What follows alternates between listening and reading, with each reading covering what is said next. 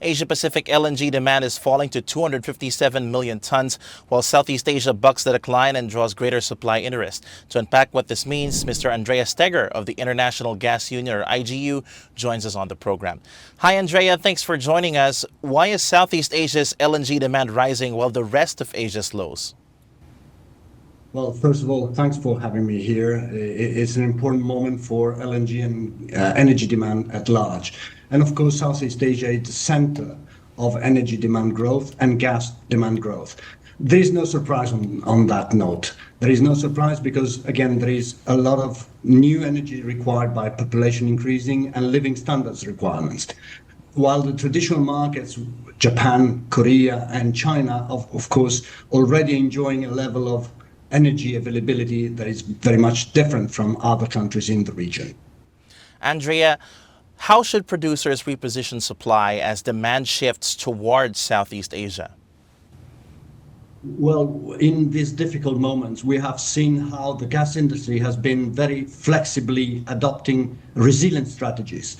And the resilient strategies mean the fact that there is a lot of interest from all the gas value chain actors and players to find ways and means to reconstruct credible and meaningful agreements between producers and consumers throughout the value chain, players, portfolio players, the shippers, and of course, again, this is very much entrenched and embedded in the gas value chain model.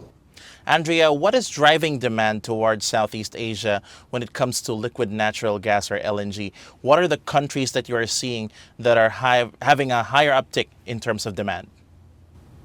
Well, for sure, as I said before, population is a driver, but also quality of living is a driver. This means power, this means industry, this also means transportation. Transportation for road and maritime are the new kids in town, apart from AI and data centers, which are really a key driver for growth.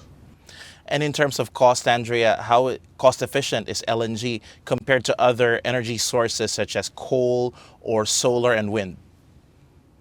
Well, we have seen some important pressure given the recent crisis in the Gulf for pricing. At the same time, if you compare the value of gas with respect to all elements, not just energy, but also environmental elements, we have already gas being very much more, let's say, less expensive than coal, even though coal is easier in some countries. Renewables play an important role, but they cannot do everything. We are seeing in Europe, where I live, the need to combine gas and renewables in a meaningful manner. So gas has a role to play definitely for the next decades.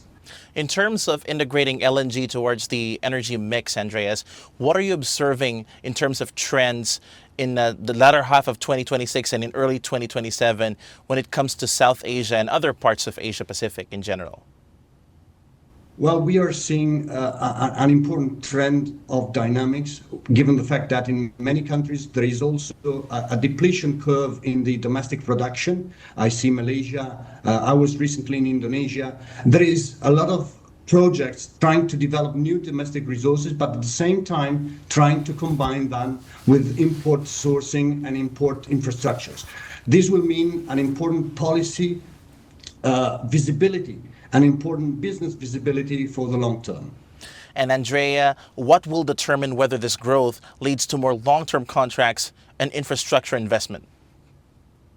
Well, for sure, we need long-term to be part of the game. We need long-term as a baseline to avoid volatility. What we are suffering from, in some respect, in some part of the world, is that spot were perceived to be the key market driver, but we have to combine both long-term and spot. Long-term is essential to promote investments. Andrea, always a pleasure to talk to you. Thank you so much for sharing your thoughts with us today. It was a pleasure, and thanks to you.